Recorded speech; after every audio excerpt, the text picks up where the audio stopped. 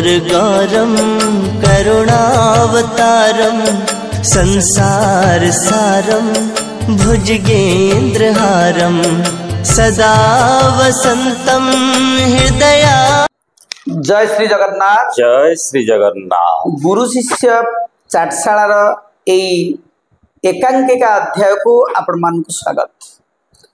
ओडिशार अगणित छात्र छात्री मानक स्वार्थ अर्थात शैक्षिक स्वार्थर सुरक्षा पाई अर्थात से ज्ञान वृद्धि पाई आमर यही अभिनव प्रयास किभली भाव में सरस सुंदर और सहज भाव में छात्र छात्री मानकर बोधगम्य हो पार परीक्षा से माने भल करें आमर प्रयास।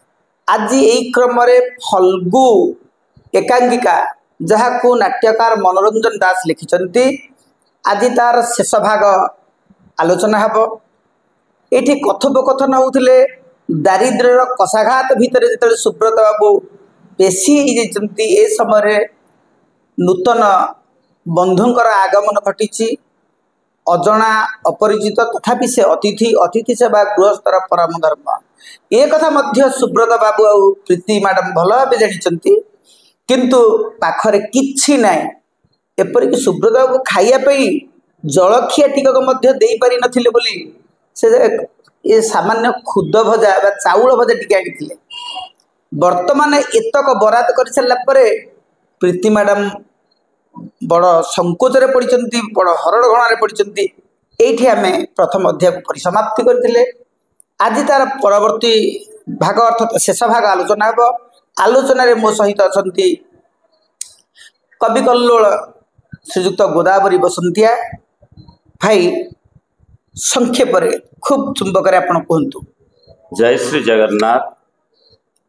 फल्गु छोट नाटक मनोरंजन दास सुंदर नाटक वर्तमान निराकर भाई कहते जे ये जो दारिद्रता भितर बंधु आसछंती तांकर बांधवी तांकर मानसी तांकर प्रेयसींकर कन्या एवं तांकर स्वामी निहाती भाव रे हिंदू मतरे आमर आपण तो कहते अतिथि देव भव से न्याय रे वर्तमान महापात्र बाबू जाइए फ्रेश हाँपाई यही समय बेबी गाधेक आठू आम आरंभ करवा। बापा बापा कहले मुंडटा मोर भल कर कुंडाई दियो खूब धूली जमी आ तोर मुंडटा मु कुंडाई दे। अरे एते छोट छोट बाल रखिचु बापा मिलिटारी लोक कि ना। अरे बेबी तुम्हें समस्ते तो आसिल सारा दिन क्लांति परे टिके मुह हाथ धोईदेले कि आराम सुब्रत बाबू। अच्छा दिनर गोटाए बड़ काम सरीगला। बेबी गाड़ी की चल। गाड़ी की खाइबानी बापा भोक गलानी इते बेलो हिलानी तमे कौच भोक गलानी। अरे आउ घंटाए 2 घंटा परे तो आमे गेस्ट हाउस रे पहुंची जिबा मझिरे खाली महानदीर फेरीटा 3 घंटा बापा।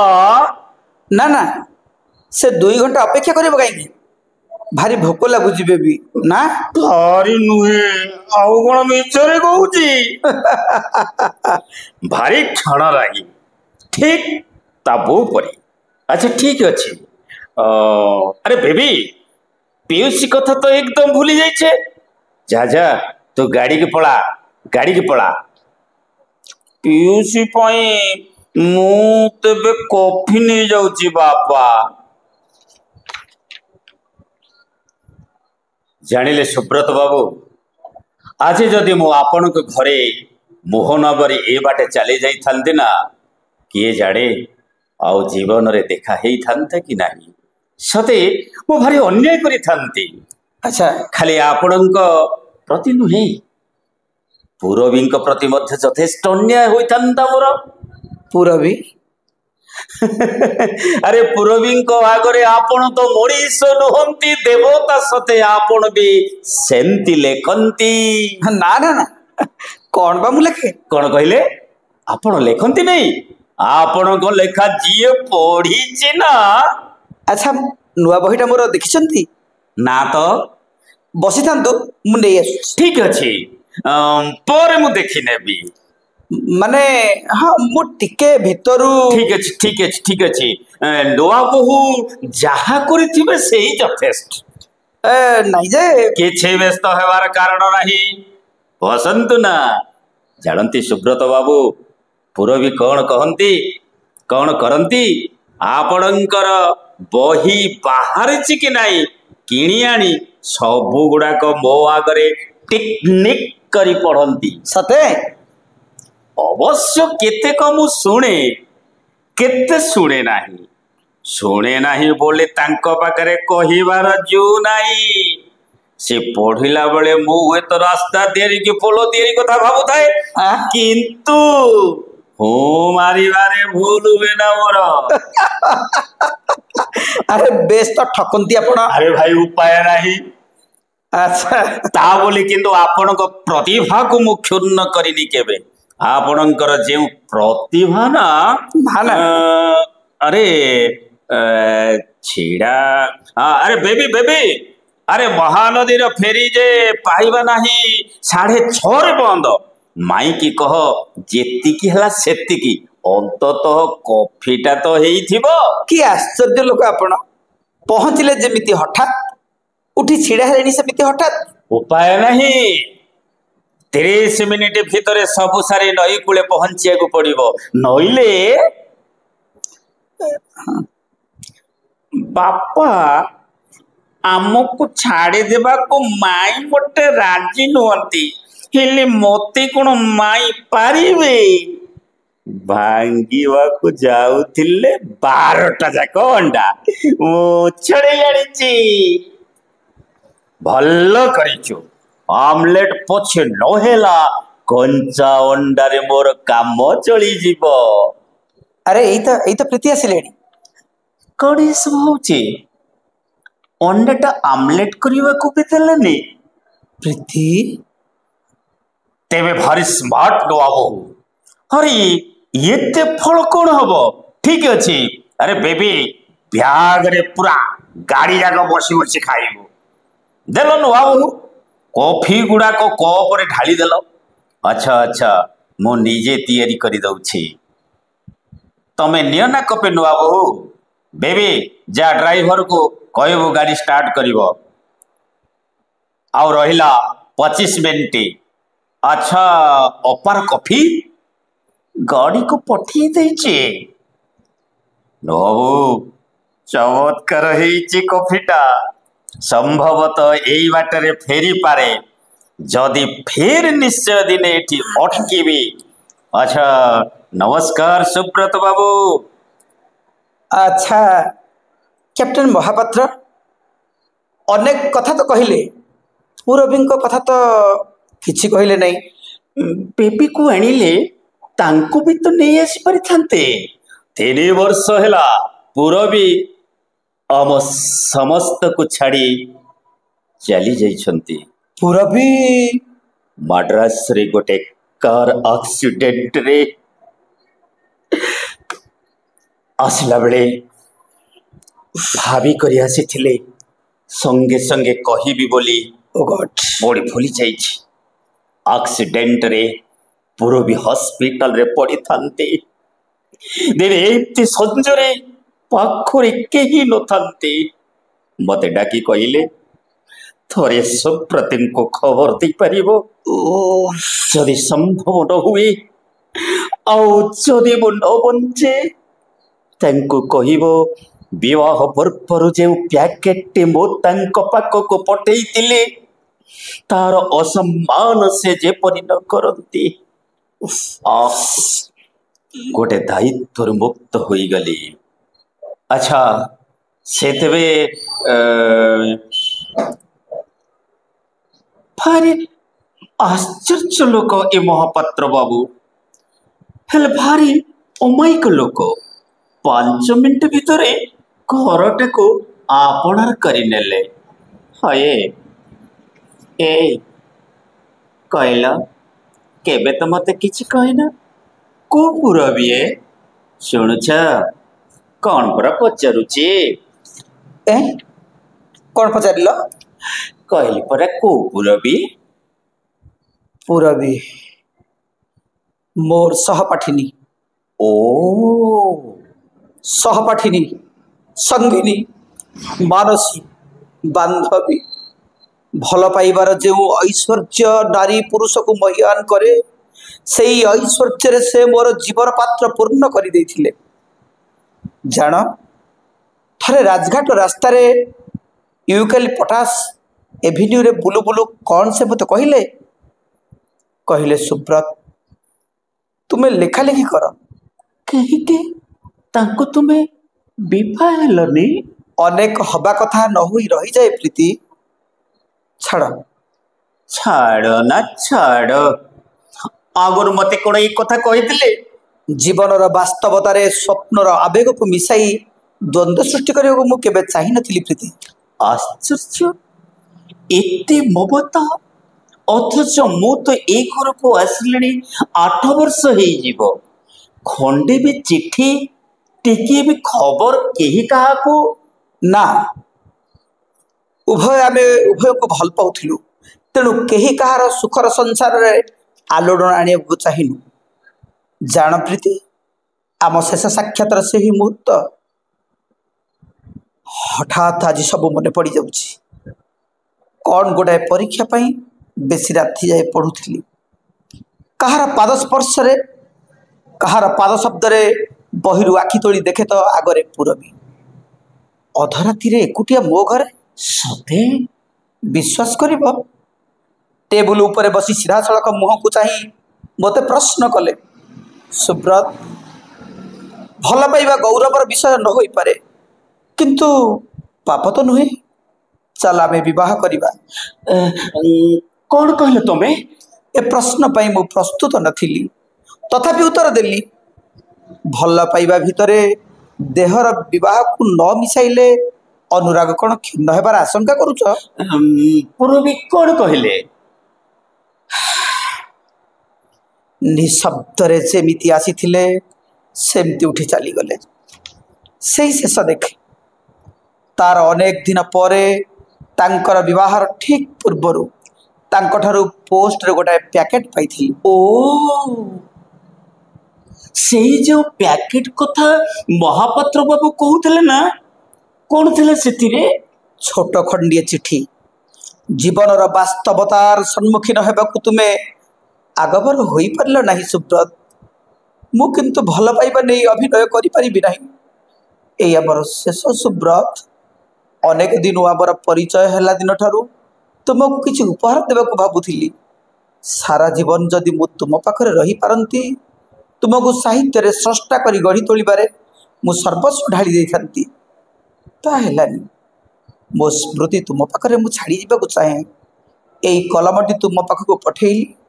ମୋର ଏଇ କଲମଟି ଧରି ତୁମେ ବରାବର ଲେଖିବ। କୋଉ କଲମ? ସେଇ ଗାଢ଼ ନୀଳି ରଙ୍ଗର କଲମ। ତୁମେ କ'ଣ ଲକ୍ଷ୍ୟ କରିନା ପ୍ରୀତି, ଯେତେବେଳେ ମୁଁ ଲେଖେ ସେଇ କଲମ ଧରି ଲେଖେ। ସେଇ ଅଦୃଶ୍ୟ ପ୍ରେରଣାରେ ସାହିତ୍ୟରେ ଜୀବନ ମୋର ସାର୍ଥକ ହୋଇଛି।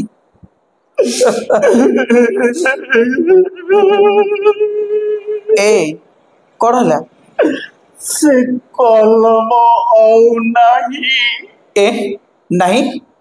ସେ କଲମ ମୁଁ ଘନଶ୍ୟାମ ବାବୁଙ୍କ ସ୍ତ୍ରୀକୁ ଦେଇ। ପ୍ରୀତି, କ'ଣ କରିଥାନ୍ତି ମୁଁ? ଘରେ କୁଣିଆ, ତୁମେ ତ ବରାଦ କରି ଦେଇଗଲ ଗୋଟିଏ ପରେ ଗୋଟିଏ କଫି, ଫଳ, ଅଣ୍ଡା।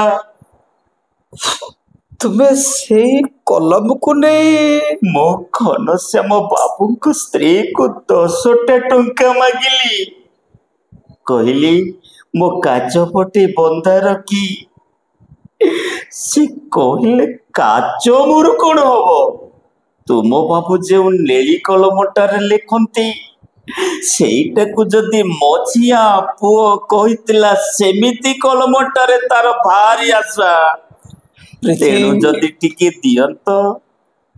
ପ୍ରୀତି କୁହ ତ ଭଲା, ମୋର ଅନ୍ୟ ଆଉ କଣ ଉପାୟ ଥିଲା?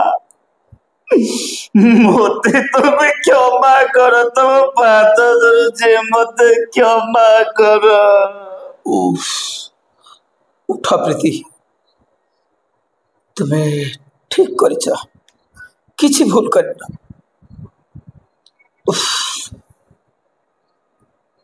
ଏଠି ଯବନିକା ଶେଷ ହୋଇଛି, ନାଟକର ବି ପରିସମାପ୍ତି ଘଟିଛି। এই ପ୍ରେମର ଆବେଗରୁ ଶେଷରେ ଗୋଟେ କାରୁଣିକ ଦୃଶ୍ୟରେ, ଗୋଟେ ଆତ୍ମଚିତ୍କାରର ପରିଭାଷାରେ ହଠାତ୍ ନାଟକର ପରିସମାପ୍ତି ଘଟୁଛି ଏକ ଦୁଃଖଦ ପରିବେଶ ମଧ୍ୟରେ। ଆଚ୍ଛା ବଡ଼ ଭାଇ, ଏଇଠି ଆମେ ଦେଖିଲେ ଯେ ସୁବ୍ରତ ବାବୁ ବଡ଼ ହରଡ଼ ଘଣାରେ ପଡ଼ିଥିଲେ। ଘରେ କିଛି ନାହିଁ, ମୁଁ ବରାଦ ପରେ ବରାଦ କରି ଚାଲିଲି, କିନ୍ତୁ ପ୍ରୀତି କରିବ କ'ଣ? ମାତ୍ର ପ୍ରୀତି ସେ ସବୁ ବରାଦ ମାଫିକ, ଅର୍ଥାତ୍ ବରାଦ ଅନୁସାରେ କିଛି ବି ଭୁଲ ହେଇନି, ସବୁ ସେମିତି ଦେବାରେ ସୁବ୍ରତ ବାବୁ ଆଶ୍ଚର୍ଯ୍ୟ ପ୍ରକଟ କଲେ। ସେ କ'ଣ ଭାବିଥିଲେ? ଏତେ କମ ସମୟ ଭିତରେ ଏଇ ସମ୍ଭବ ହେଲା କେମିତି? ବେଶ ତ ସିଏ ମହାପାତ୍ର ବାବୁ ତ ନେଇଗଲେ, ବେବି ତ ନେଲା, କେତୋଟି ଅଣ୍ଡା ସେ ବେବି ନେଲା? 12ଟି ଅଣ୍ଡା ନେଇଛି। ପୁଣି କଫି, ପୁଣି ଚା, ପୁଣି ଫଳ, ଏସବୁ ସମ୍ଭବ ହେଲା କେମିତି? ଏସବୁ ସମ୍ଭବ ହେଇଛି, ସେ ଘନଶ୍ୟାମ ବାବୁଙ୍କର ସ୍ତ୍ରୀକୁ 10 ଟଙ୍କା ମାଗିଛନ୍ତି, ସିଏ କିନ୍ତୁ 10 ଟଙ୍କା ଦେଇନାହାନ୍ତି ଏବଂ କାଚ ମଧ୍ୟ ବନ୍ଧକ ରଖିଛନ୍ତି, ସିଏ ମଧ୍ୟ ବନ୍ଧକ ରଖିନାହାନ୍ତି। କିନ୍ତୁ ତାଙ୍କର ହେଉଛି ଯେ ସୁବ୍ରତ ବାବୁ ଯେଉଁ କଲମଟିରେ ଲେଖନ୍ତି ଗଳ୍ପ ଉପନ୍ୟାସ, ତାଙ୍କର ପୁଅ, ମଝିଆ ପୁଅ ସେଇଟାକୁ ଦାବି କରିଛନ୍ତି। ଯାହା ହଉ ସେ କଲମଟି ଦେଇକିରି ଏତକ ଜିନିଷ ବନ୍ଦୋବସ୍ତ କରିପାରିଛନ୍ତି। ଦେଖନ୍ତୁ, ନାଟ୍ୟକାର ଏଠି ତାଙ୍କର ସୂକ୍ଷ୍ମ ଚିନ୍ତନରେ ଭାରତୀୟ ଏଇ ଯେଉଁ ନାରୀ, ସ୍ୱାମୀ ସୋହାଗିନୀ ନାରୀର ଏଠି ବୈଶିଷ୍ଟ୍ୟକୁ ପ୍ରୀତି ମ୍ୟାଡ଼ାମଙ୍କ ଚରିତ୍ର ମାଧ୍ୟମରେ ଦର୍ଶାଇଛନ୍ତି।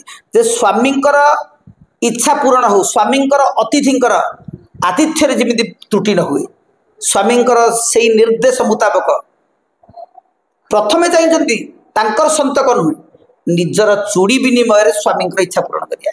ଯେତେବେଳେ ସେଇଟା ହେଇପାରେନି, ସ୍ୱାମୀଙ୍କର ନିର୍ଦ୍ଦେଶ ପାଳନ କରିବାକୁ ବାଧ୍ୟ ହେଇ ସେ ଦେଇଛନ୍ତି ଅତିଥି ଦେବ ଭବ, ଯେଉଁ କଥାଟା ଆମେ ଆଲୋଚନା କରୁଥିଲେ। କିନ୍ତୁ ନିରାକାର ଭାଇ, ଏଠାରେ ନାଟ୍ୟକାର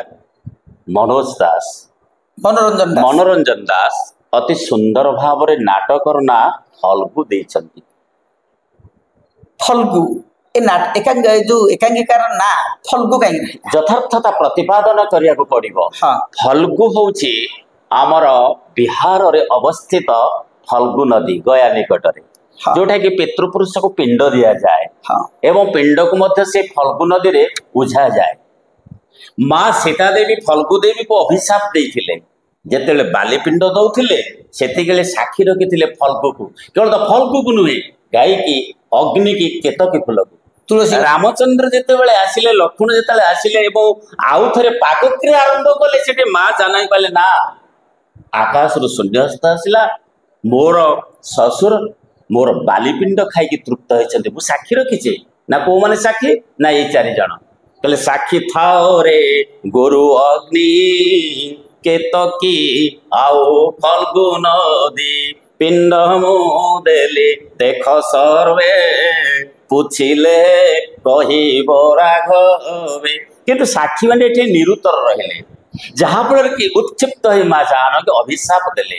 କ'ଣ ଅଭିଶାପ ଦେଲେ?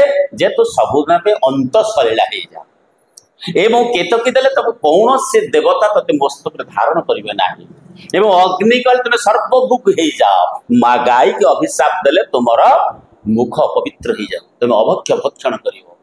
କିନ୍ତୁ ଏମାନେ ପରବର୍ତ୍ତୀ ମୁହୂର୍ତ୍ତରେ ରାମଚନ୍ଦ୍ରକୁ କହିଛନ୍ତି, ଗୁହାରି କରିଛନ୍ତି, ସେମାନେ ଗୋଟିଏ ଗୋଟିଏ ସାପକୁ ମୋଚନ କରିଛନ୍ତି। କହିଲେ ଫଲ୍ଗୁ ନଦୀ ତୁ ଜାନକୀଙ୍କର ଅଭିଶାପ ଫଳିବ, କିନ୍ତୁ ତତେ ଅଳ୍ପ ଟିକେ ଉଖୁରେଇ ଦେଲେ ତୋର ଜଳରାଶି ଦେଖାଯିବ। ଏଠି ଫଲ୍ଗୁ ଚରିତ୍ରରେ ଯେଉଁ ଚରିତ୍ରକୁ ହାତ ମାରିବେ, ଯେଉଁଟାକୁ ଟିକେ ଉଖୁରେଇ ଦେବେ, ସେଥିରେ ଫଲ୍ଗୁ ନଦୀର ଜଳ ପରି ଅତି ପବିତ୍ର ତାର ଚରିତ୍ର ଦେଖିବ। ଆପଣ ପ୍ରୀତି କଥା କୁହନ୍ତୁ, ବେବୀ କଥା କୁହନ୍ତୁ, ବେବୀ କଥା କୁହନ୍ତୁ, କ୍ୟାପ୍ଟେନ ବାବୁ କଥା ସେ ତ ନିମିଷ ଭିତରେ କିଣିଦେଲେ, ନିଜେ ପ୍ରୀତି ସ୍ୱୀକାର କରିଛନ୍ତି। ଅର୍ଥାତ ପବିତ୍ରତାକୁ ଅନ୍ତରରେ ଧାରଣ କରିଥିବା ଅନ୍ତଃସଲୀଳା ଫଲ୍ଗୁ ନଦୀ ଯେଭଳି ଭାବରେ ପବିତ୍ର, ବାହାରକୁ ବା ବାହ୍ୟ ଜଗତକୁ ଦୃଶ୍ୟମାନ ନହେଲେ ମଧ୍ୟ ଅନ୍ତରରେ ପବିତ୍ରତା ଭରି ରହିଛି, ସେମିତି ଚରିତ୍ର ମାନଙ୍କ ଭିତରେ ସେଇଭଳି ପବିତ୍ରର ଗୋଟେ ଭାବଧାରା ଅଛି। ନିଶ୍ଚିତ। ଆଚ୍ଛା, ଫେରିରେ ଯିବା ପାଇଁ ଘଣ୍ଟା ଦେଖି ସେ କହିଛନ୍ତି 25 ମିନିଟ୍ ହେବ। ଏଇ ଫେରି କାଲି ଆମେ ଆଲୋଚନା କରିଥିଲେ, ଆଉ ଥରେ ଆଜି ମଧ୍ୟ ଟିକେ କହିଦେବା ମାନଙ୍କର ମନ ରକ୍ଷା ପାଇଁ। ସେତେବେଳେ ଆମର ସେତେ ବ୍ରିଜ ଫ୍ରିଜ ବ୍ୟବସ୍ଥା ନଥିଲା। ଆମର ମାଝି ବା ନୌଭେଳା ଉପରେ ଗାଡି ମୋଟର ସାଇକେଲ ତାକୁ ଲଦି ଦେଇକିରି ସେମାନେ ଆର ପାରିକି ନଉଥିଲେ, କିଛି ପଇସା ପାଉଥିଲେ। ଘଣ୍ଟେ 2 ଘଣ୍ଟା ପରେ ଆସିବ, ତେଣୁ ଏପଟେ ଅପେକ୍ଷା କଲେ ହବ ନାହିଁ, ଧାଡିରେ ଠିଆ ହବାକୁ ପଡିବ, ପାଳି ଅନୁସାରେ ଯିବେ। ତେଣୁ ଏଇଥିପାଇଁ ସେ ଆଚ୍ଛା 3 ବର୍ଷ ହେଲା ପୁରବୀ ଆମ ସମସ୍ତଙ୍କୁ ଛାଡି ଚାଲିଛନ୍ତି, ଏ ଉକ୍ତି କାହାର? ଏଇଟା ହଉଛି କ୍ୟାପ୍ଟେନ ମହାପାତ୍ର ବାବୁଙ୍କର। ସେ କୋଉଠି ଆକ୍ସିଡେଣ୍ଟ ହେଲା ପୁରବୀଙ୍କର? ତାଙ୍କର ମୁମ୍ବାଇରେ ଯେତେବେଳେ ଶଯ୍ୟାଶାୟୀ ଥିଲେ ସେତେବେଳେ ସିଏ କଣ କହିଥିଲେ କ୍ୟାପ୍ଟେନ ମହାପାତ୍ର? କହିଲେ ମୁଁ ତ ବଞ୍ଚିବି କି ମରିବି ଠିକ ନାହିଁ, କିନ୍ତୁ ଟିକେ ସୁବ୍ରତ ବାବୁଙ୍କୁ ମନେ ପକେଇଦେବେ, ମୁଁ ତାଙ୍କର ବାହାଘର ପୂର୍ବରୁ ଯୋଉ ପ୍ୟାକେଟଟା ଦେଇଥିଲି ତାର ଯେମିତି ସେ ଅସମ୍ମାନ ନ କରନ୍ତି। ଆଚ୍ଛା, ଭାରି ଅମାୟିକ ଲୋକ, 5 ମିନିଟରେ ଘରଟାକୁ ଆପଣାର କରିନେଲେ, ଏ ଉକ୍ତି କାହାର? ପ୍ରୀତି, ସୁବ୍ରତ ବାବୁଙ୍କ ସ୍ତ୍ରୀ ପ୍ରୀତିର। ଆଚ୍ଛା, ଏ ଘଟଣା ଘଟିଲା ବେଳକୁ ପ୍ରୀତି ମ୍ୟାଡାମ ସେ ଘରେ କେତେ ବର୍ଷ ହେଲା ରହିଲେଣି? 8 ବର୍ଷ ହେଲା ରହିଲେଣି। 8 ବର୍ଷ ହେଲା। ସେ ପୁରବୀଙ୍କର ତାଙ୍କର ସମ୍ପର୍କ କଣ ବୋଲି ଯେତେବେଳେ ପଚାରିଛନ୍ତି, ସୁବ୍ରତ ବାବୁ କଣ କହିଛନ୍ତି? ସିଏ କହିଛନ୍ତି ତାଙ୍କର ବାନ୍ଧବୀ, ସହପାଠିନୀ, ମାନସୀ, ପ୍ରେୟସୀ ସବୁ କଥା କହିଛନ୍ତି। ଆଚ୍ଛା, ଭଲ ପାଇବାର ଐଶ୍ୱର୍ଯ୍ୟ ନାରୀ ପୁରୁଷ ଜୀବନକୁ ସାର୍ଥକ କରେ। ସତରେ ଏଠାରେ କିଏ କାହାକୁ ଭଲ ପାଇଥିଲା, ଆଉ କାହାର ସେଇ ଔଦାର୍ଯ୍ୟ ବା ଐଶ୍ୱର୍ଯ୍ୟ ପାଇ ସୁବ୍ରତ ବାବୁ ଆଜି ମହାନ? ସେଇ ତାଙ୍କର ସହପାଠିନୀ, ପ୍ରେୟସୀ, ମାନସୀ, ପୁରବୀ।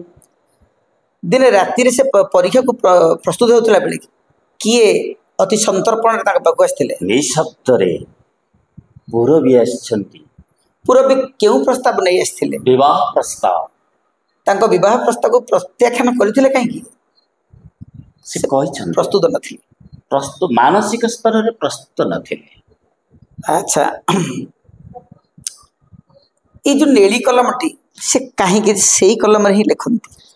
ଦେଖନ୍ତୁ, ଫଲ୍ଗୁ ନାଟକର ଇଏ ହଉଛି ଅତି ଗୋଟେ ନାଟ୍ୟକାରଙ୍କର ଗୋଟେ କଲମ ଉପରେ ପର୍ଯ୍ୟବେସିତ।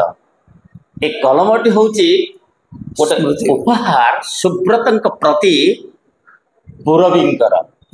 ଇଏ ନାଟକର ଗତି ଏତେ ସୁନ୍ଦର ଭାବରେ ବଦଳି ଦେଇଛି ଏବଂ ଅଭାବୀ ସଂସାରଟାକୁ ମୃତ୍ୟୁ ପରେ ବି ପୁରବୀର ସେଇ ଉପହାର ଆଜି ନିଜର ପରିବାରକୁ ଏବଂ ତାଙ୍କର ବନ୍ଧୁ ସୁବ୍ରତଙ୍କର ପରିବାରକୁ ଆଜି କେଡ଼େ ସୁନ୍ଦର ଭାବରେ ଚର୍ଚ୍ଚା କରିଦେଇଛି। ଏଥିରେ ସମ୍ମାନିତ ହୋଇଛନ୍ତି ନିଜର ଝିଅ, ନିଜର ପତି ଏବଂ ଯାହାକୁ ସେ ଭଲ ପାଉଥିଲେ। ପାଠ ପଢ଼ିବା ସମୟରେ ଉଭୟଙ୍କର ହିତ ସାଧନ କରିଛନ୍ତି। ମରିଗଲା ପରେ ବି ଏଇ କଲମ ମାଧ୍ୟମରେ, ଏଇ ପୁରସ୍କାର ମାଧ୍ୟମରେ, ଏଇ ଉପଢୌକନ ମାଧ୍ୟମରେ। ଆଚ୍ଛା, ବେବୀର ସନ୍ଧ୍ୟାବେଳର ଖାଦ୍ୟ କଣ ଥିଲା? ତାର ଦୁଧ ଟିକେ ଆଉ ଫଳ ଟିକେ।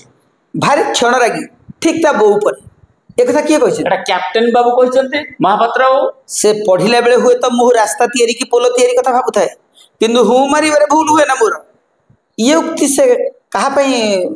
ଏଇଟା ହଉଛି କଥାଟା କହୁଛନ୍ତି ସୁବ୍ରତ ବାବୁଙ୍କୁ, କିନ୍ତୁ ବାସ୍ତବରେ ଏ କଥାଟି କହୁଛନ୍ତି ତାଙ୍କର ପତ୍ନୀ ପତ୍ନୀ। ପୁରବୀ କାହା ଆଗରେ ବହିଟିକୁ ଟିକିନିକି କରି ପଢ଼ନ୍ତି? ତାଙ୍କର ପତି କ୍ୟାପ୍ଟେନଙ୍କ ଆଗରେ ଅର୍ଥାତ ମହାପାତ୍ର ବାବୁଙ୍କ ଆଗରେ ଟେକ୍ନିକ କରି ପଢ଼ନ୍ତି। ପୁରବୀ କାହାକୁ ଦେବତା ସଦୃଶ ଦେଖୁଥିଲେ? ସୁବ୍ରତ ବାବୁଙ୍କୁ। ଆଚ୍ଛା, ବେବୀଙ୍କୁ ତ ଆଣିଲେ, ତାଙ୍କୁ ତ ନେଇ ଆଣି ପାରିଥାନ୍ତେ। ଏଇଟା ନିଜେ ପଚାରିଛନ୍ତି ସୁବ୍ରତ ବାବୁ? ନା, ପ୍ରୀତି ମ୍ୟାଡାମ। ନାଇଁ, ଦିଟା ଜାଗାରେ ପଚାରିଛନ୍ତି। ଯେତେବେଳେ ମୁଣ୍ଡ କରୁଛନ୍ତି ବେବିର, ହଁ, ସେତିକି ବେଳେ ବେବିକି ପଚାରୁଛନ୍ତି। ଦିଟା ଜାଗାରେ ଅଛି। କିଏ ମାଡ୍ରାସର ଗୋଟିଏ କାର ଆକ୍ସିଡେଣ୍ଟରେ ମୃତ୍ୟୁବରଣ କରିଥିଲେ? ପୁରବୀ। ସୁବ୍ରତଙ୍କୁ କି ଖବର ଦେବା ପାଇଁ ପୁରବୀ ମହାପାତ୍ରଙ୍କୁ କହିଥିଲେ?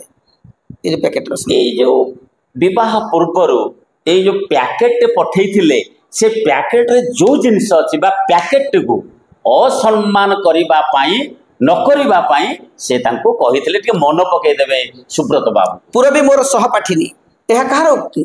ଏଇଟା ହଉଛି ସୁବ୍ରତ ବାବୁଙ୍କର। ବିବାହର ଠିକ ପୂର୍ବରୁ ପୁରବୀ ସୁବ୍ରତଙ୍କ ପାଖକୁ ପ୍ୟାକେଟରେ କ'ଣ ପଠାଇଥିଲେ? ପ୍ୟାକେଟରେ ପଠେଇଥିଲେ ଗୋଟେ ନେଳି କଲମଟେ। ସୁବ୍ରତ କେଉଁ ରଙ୍ଗର କଲମରେ ଲେଖୁଥିଲେ? ନେଳି ରଙ୍ଗର କଲମ। କଲମଟିକୁ କିଏ ବିକି ଦେଇଥିଲେ? କଲମଟିକୁ ବିକ୍ରି କରିଦେଇଥିଲେ ସୁବ୍ରତ ବାବୁଙ୍କର ପତ୍ନୀ ପ୍ରୀତି। ଘନଶ୍ୟାମ ବାବୁଙ୍କ ସ୍ତ୍ରୀ ତାଙ୍କୁ କ'ଣ ଦେବାକୁ କହିଲେ? କହିଲେ, ଯଦି ତମେ ତମର ସ୍ୱାମୀ ବ୍ୟବହାର କରୁଥିବା କଲମଟିକୁ ସେ ନେଳି କଲମଟିକୁ ଦେଇଦେବ, ତାହେଲେ ତମେ ଯାହା କହିବ ମୁଁ ତାହା ଦେଇଦେବି। ଯାହା ହଉ, ସୁନ୍ଦର ଭାବରେ ଆଜି ଏ ବିଷୟକୁ ଉପସ୍ଥାପନ କରିଛନ୍ତି ଏବଂ ସଠିକ ଭାବରେ ଆମେ ପଚାରିଥିବା ପ୍ରଶ୍ନର ଉତ୍ତର ଦେଇ ଆମର ସନ୍ଦେହ ମୋଚନ କରିଛନ୍ତି ଶ୍ରୀଯୁକ୍ତ ବସନ୍ତିଆ ମହୋଦୟ।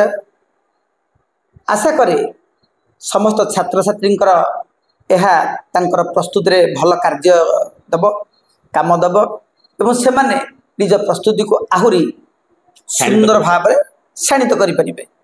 ଆଜି ପାଇଁ ଏ ନାଟକକୁ ଏଠି ସମାପ୍ତି କଲୁ, ପରିସମାପ୍ତି କଲୁ। ପୁଣି ଆଗାମୀ ଅଧ୍ୟାୟରେ ସେ ପର୍ଯ୍ୟନ୍ତ ରହିଲୁ। ଜୟ ଶ୍ରୀ ଜଗନ୍ନାଥ।